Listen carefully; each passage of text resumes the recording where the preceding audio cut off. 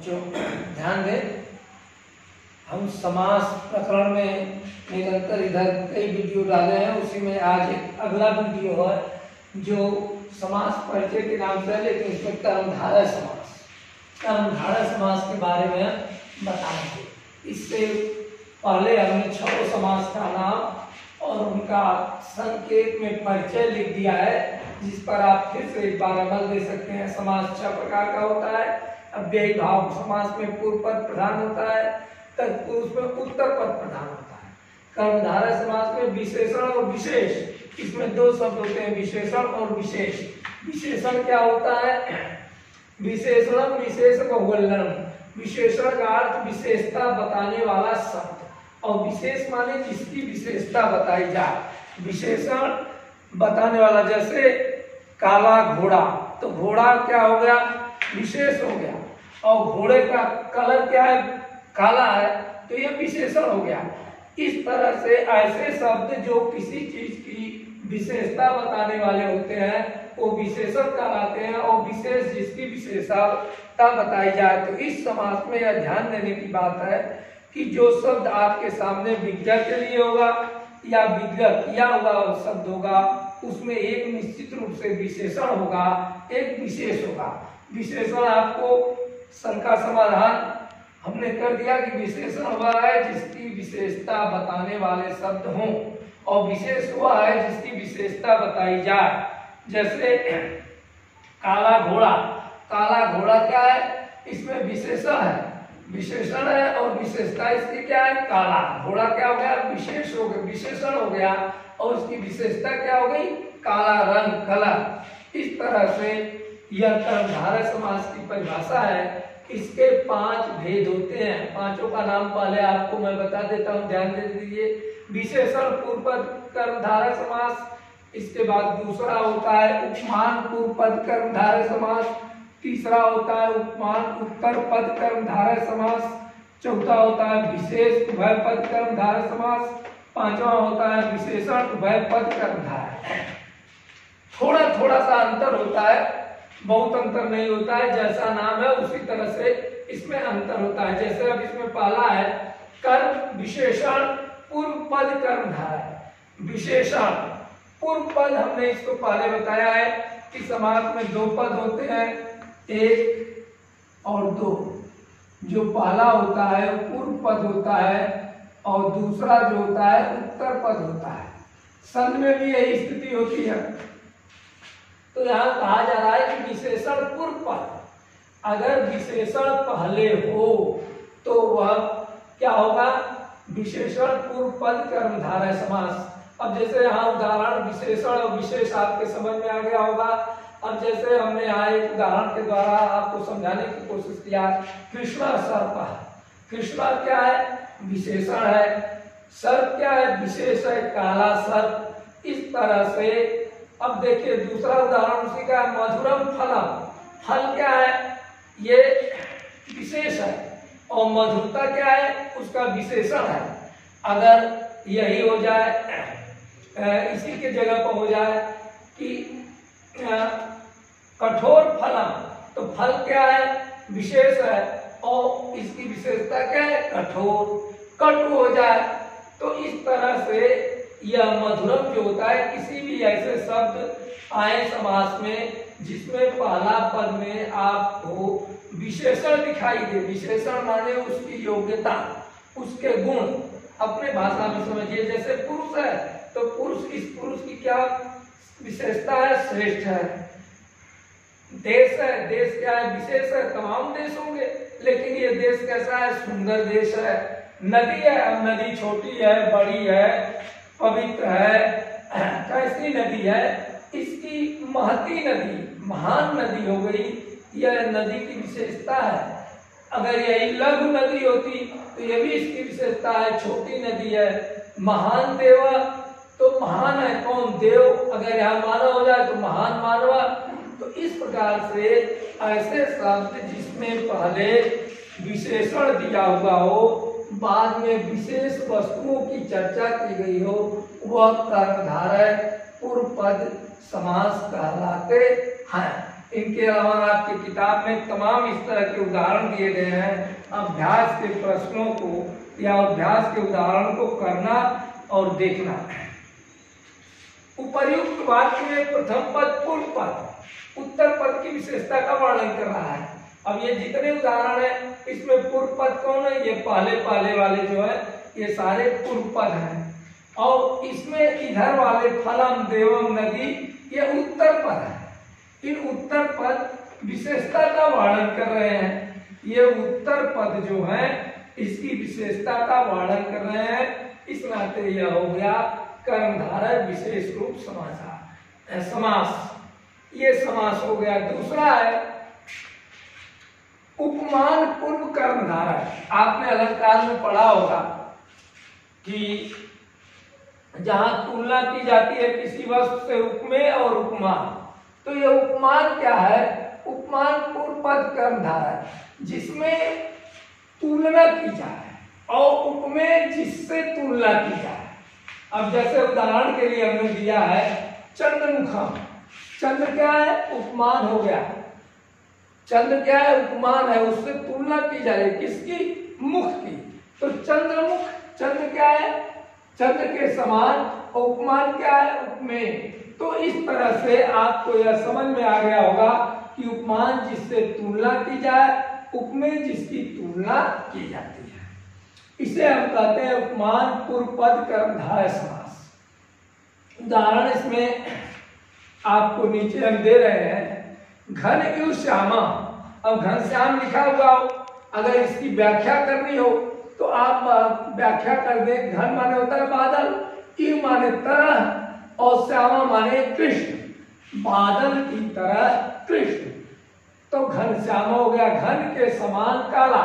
अब यहाँ घना इव श्यामा, श्यामा माने कृष्ण भी होता है, श्यामा माने काला भी होता है।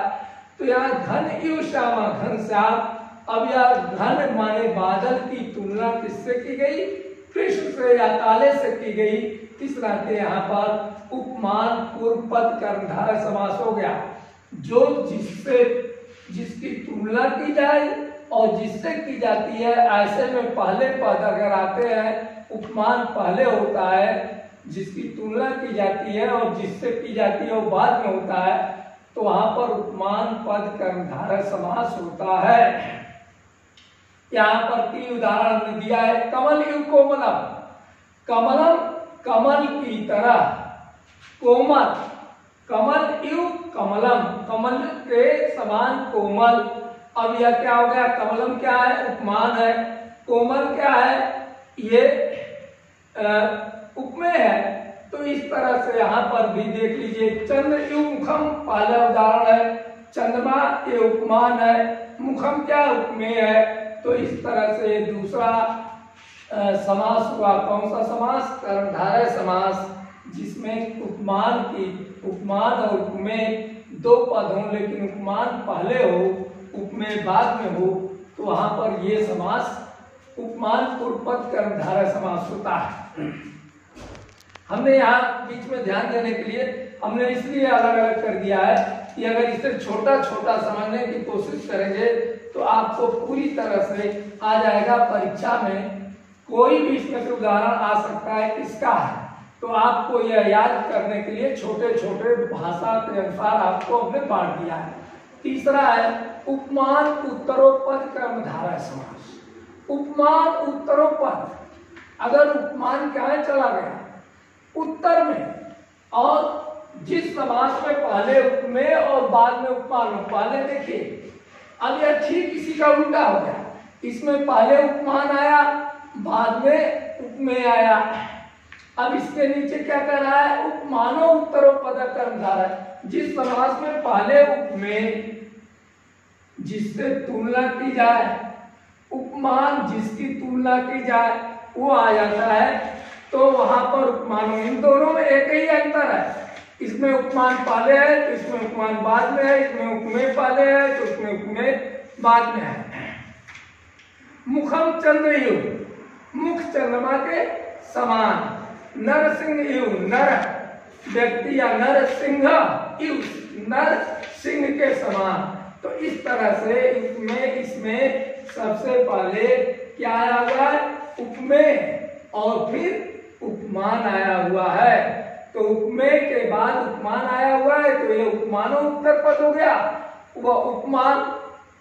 अब इसके नीचे देखिए, विशेष उभय पद कर्मधारय समास। उभय पद माने दोनों पद, जहां पर उभय हो, जहां पर जिस समास में दो विशेषों में से किसी एक शब्द की विशेषण की तरह प्रयोग किया जाए। जो दो शब्द दिए गए हैं, दोनों विशेष शब्द हैं और उस विशेष शब्दों को हम यहाँ पर एक विशेषण की तरह, विशेषण माने होता है उसकी जो वस्तु है उसकी विशेषता बताना।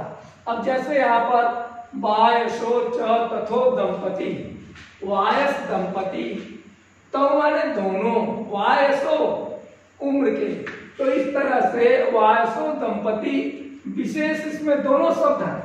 वाय तो ये दोनों शब्द जो है विशेष शब्द हैं और इसमें एक को विशेषण की तरह प्रयोग किया जा रहा है, एक को विशेष की तरह प्रयोग किया जा रहा है। इस नाते यह विशेष उभय पद कर्मधारय समास हो जाएगा।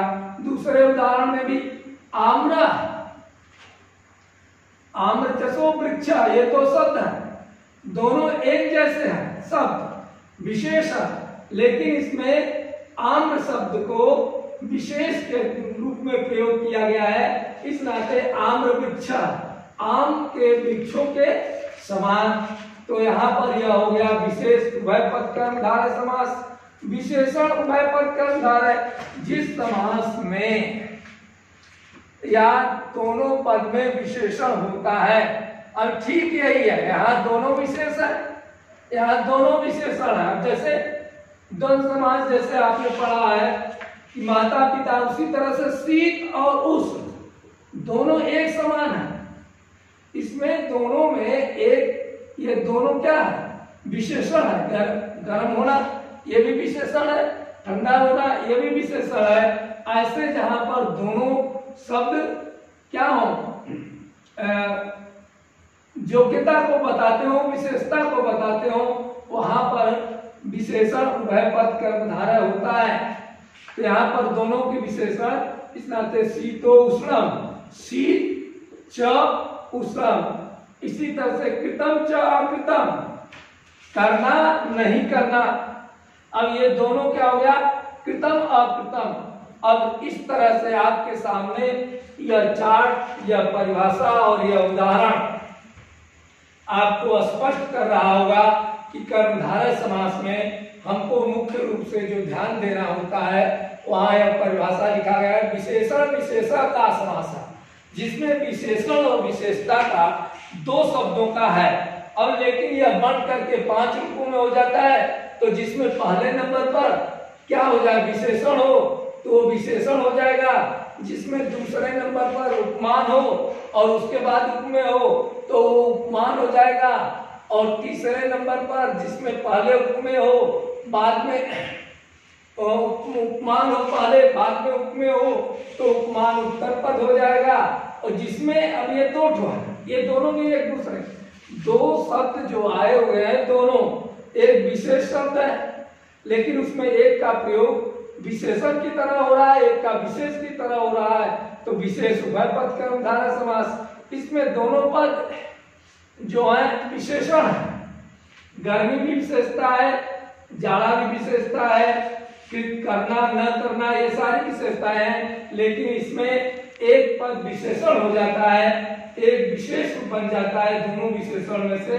तो इसे हम विशेषण उभय पद कर्मधारय समास कहते हैं। अब आपको अपनी किताब में दिए गए उदाहरणों को हम जैसे सामने बता रहे हैं कि उदाहरण तो हमने तमाम दे दिया है।